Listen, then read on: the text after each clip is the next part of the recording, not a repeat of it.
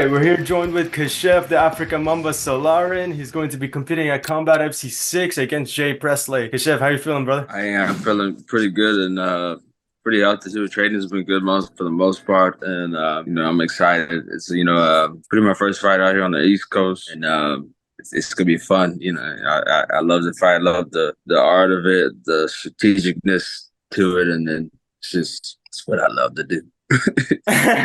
Fuck yeah. You're going to be making that bantamweight walk.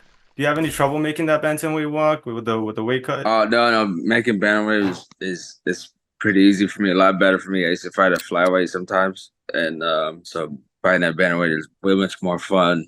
My body loves it, so I feel good, fight good. So being at a comfortable weight is very good, and I feel strong at that weight. I also feel like I can perform well too at that weight. For sure. Just gonna ask you some quick fire questions. How did you get started in MMA? Let the people know your journey. Where'd you come from? So I grew up in Texas, and then I wrestled in high school, and then just got in a few couple street fights, and you know what, I could try this, and it went from searching for an MMA school, found one, and I would train for like a week, and then I noticed I started skipping school, and I was sleeping in the gym, staying in the gym, being in the gym all day from the first class into the last class. I was like, all right, this seems a lot more than a hobby, and like I dedicated myself to it from when I got out of high school in 2008. Just I've been training since then. I love it. It's just this game is my passion. It's fun. So. Hey man, hearing it from your voice is what gets me all hyped up. So I can't even imagine how you feel. You know what I mean? That's awesome. That's awesome. What does your typical day in training look like? So it depends. So I guess on Tuesday, I'll get up at 4:20 and train in the morning at 5:30. Do some kickboxing, and then later in the evening we'll do some grappling around 6, and then some more sparring later if needed. Usually my sparring days are on Fridays, on a Tuesday I'll probably start early, and then I'll probably end up finish around around 8:30 p.m. So, but lately, I've been enjoying 2 days. 2 days feel fine. There's some days where I don't do 2 days, but most of them it's been 2 days, and my energy has been good. And I think the biggest part that's been helping me is the balance of rest and the balance of family time. So Absolutely. The family time can get tough, eh? yeah. Well, without giving away too much, of course, your opponent's most likely going to be watching these interviews. What is your game plan going into this next fight? I mean, for this fight is just really be confident in my skills that I've had in my arsenal, for a while. Just in this time period, there's not a whole lot more that I could learn new, and it's just really just reassuring my own confidence and my own skill set and my own tools, and I feel very good. I think I have more tools than him, and then I don't think I'll be so one-sided. I'll have a full arsenal to be just way more functional to take him down and put him wherever I want to put him. Whether I feel comfortable, I feel very comfortable striking on my feet, and I also feel very comfortable if it goes to the ground. I got a great camp and a great team that has helped me with my grappling and my wrestling. I've been working with the legend Gene Mills. Monday nights. He's a Syracuse native, and he's been helping out the wrestling here for us. And I honestly I feel comfortable everywhere. And so, but my main game plan is just to be confident in my tools, and I feel that. So yeah, that's what you like to hear, man. I think that's what you like to hear. Awesome. So far in your MMA career, you've had a decent amount of fights. I would say you're pretty seasoned in the game.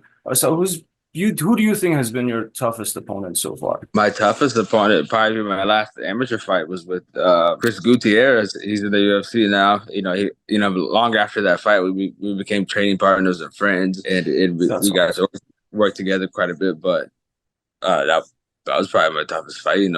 He's such a dynamic fighter, it was very dynamic when we were young, when we were 19 and like 19, 20, and it still is today. And it's learned a lot more, and even that fight helped me learn a lot. So it was probably my toughest. And then I think my second toughest would probably be the first time I fought a guy who had a Muay Thai background, and I got ate up by his elbows, and I was just like, it had a cut on the top of my head.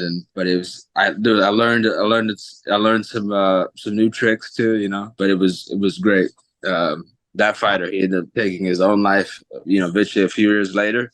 But he was a great guy too. His name was JP Cole out of Texas. He trained with Sax Engineer in Muay Thai. But yeah, he has some sick stand up, and he taught me some few things too that I use now in my fights too. Just like using distance control and with my range, and then letting an elbow out on that same side. And that John Jones style, eh? Yeah, exactly. John Jones always be using that. These Muay Thai guys, I mean, I've been watching Raw Tank for a while.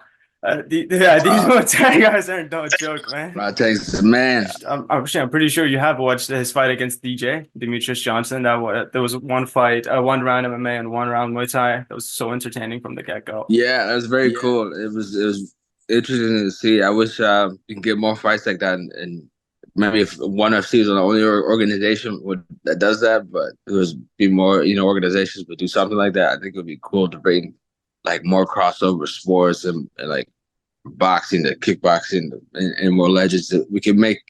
I think it would make much more, entertaining super fights. Like you see a super fight, like you look back like Randy Couture and James Toney. If they had a fight like Rod Tank, I think it would have been more enjoyable versus, first 20 seconds you get take down and submitted. So especially in this day and age where back in the day it was more about like the sport and the respect aspect. Now I feel like we're getting into the entertainment aspect of the game. So especially guys like me that are all about like watching and like getting entertained. It's just so entertaining to watch these like one round offs, especially with these boxing fights like Jake Paul and these YouTubers getting in the ring. Like it's very entertaining. I know there's a lot of hate on it, but guys like me love it, to be completely honest. Yeah. I understand. It's fun too. Yeah, definitely. So how do you mentally, I mean, we just went to the physical aspect of the game, but how do you mentally prepare for a fight? The main thing is like, I just want to be calm. Like, even if I'm walking out to Nuck If You Buck by Crime Mob, and I'm shaking my dreads, but before then, like I could be in the locker room reading a book, listening to Sade, he's a smooth operator.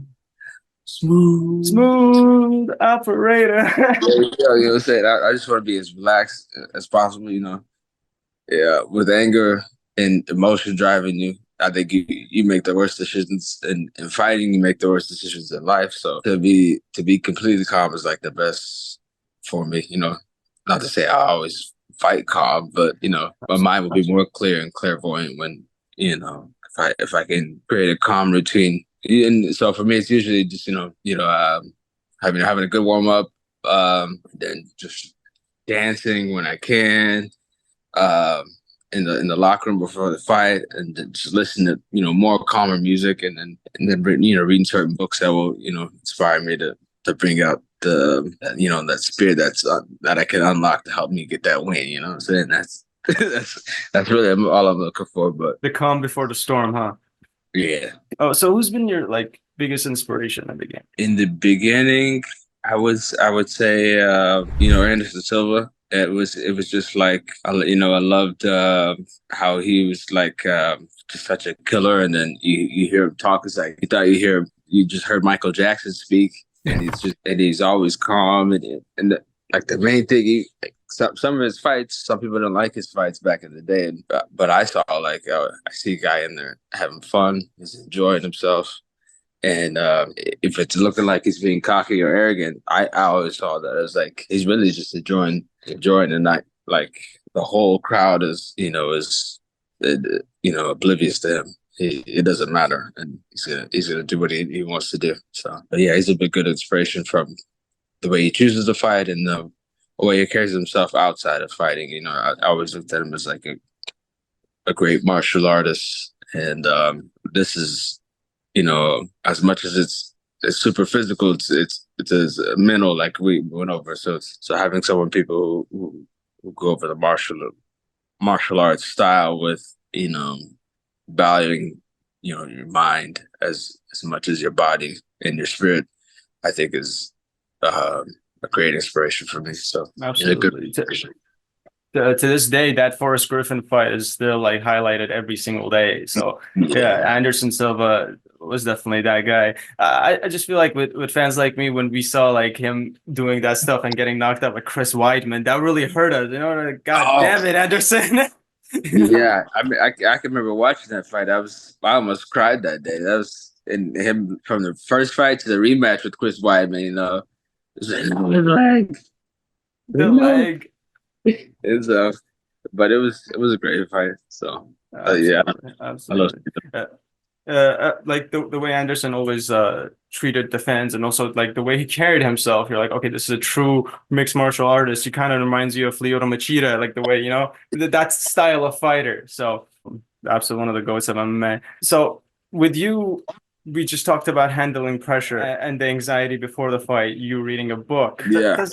I'm sure in the first couple of fights, that wasn't the easiest to deal with, was it? No, it wasn't the easiest. I used to have a little chant. I used to say like peaceful mind over my head over and over again. Not to like just be so calm that I'd be would be passive, but would be calm enough to make the best decisions for myself, and it would help me. And then what's just funny is like there's one fight I had where like I did an interview with the guy with the ring announcer before, and he's like, "You were so hype and energetic in the interview, and then I see you in the fight. You look like you just woke up from a nap, and you're just like so calm and stone cold." But yeah, like in the beginning, I used to be. I think, I was completely nervous, and I still I'll get nerve. Like it's not everything is nerve wracking. It gets to the point to where like everything becomes familiar and familiar and familiar and familiar. But they'll have nerve wracking moments, but it's just like I deal better with them than from when I first started. So yeah, like I guess in the locker room before, like putting a cup on and getting my hands wrapped and like, oh man, I'm so nervous. I gotta take a dump, and I just realized I just put all my gear on before the fight. So it used to be things like that, like the first couple of fights, but not as much anymore. I mean, I feel like it goes without saying, the more you do it, the more like the less the butterflies, get to you, but it's always going to be there. I assume watching interviews like Mike Tyson talk about it constantly, like he would talk about crying before the fights, every fight that he had. So yeah. It can be an emotional roller coaster. Yeah, that's powerful for him to cry before a fight and admit it, and he go out there and be like monstrous the way he was. Like so, it's a tough thing to do. So. Yeah, definitely. I would assume so. And they say a loss can make or break a fighter, a win can make or break a fighter. You've been on the other end of both. When you do win, does it overwhelm you with confidence? And if you do lose, does that overwhelm you with defeat? There's been times where I've been overwhelmed with defeat, and those times helped me learn with the where the defeat wasn't so detrimental. There was no injury. There was like I feel like I could fight in the next day, and that those moments showed me like where I need to repair my mind the most, and just to keep moving, keep trucking along. And then there's been wins that I've had that I've just like I'm not someone who over celebrates, so those wins have taught me well, and have been great. I think as much as cliche it sounds, my losses have taught me so much of how to carry myself, and just how to deal with adversity better, and just because this shit's gonna get uncomfortable, and how to deal with yourself in the most uncomfortable situations. That's the beauty of it, is learning how to better handle yourself the more as things goes and you get in uncomfortable situations. So. Absolutely. And in defeat, I tend to see fighters like Dustin Poirier talk about his family. Like, thank Yeah. God I have my family. So when it comes Hmm. to that support system, or he even his team, he trains at AT&T, I believe, if I'm not mistaken. Yeah. Even his team, like, do you have a good support system when Yeah, it comes to nights like that? I have a great support system. My family, they help me with allowing me to have my time when I get home for me to rest, and my girl's always keeping track of my training, asking what I'm doing. She's been very helpful in taking care of our newborn too, and even my family, that my immediate family that's not here with me. They've been very supportive too over the years.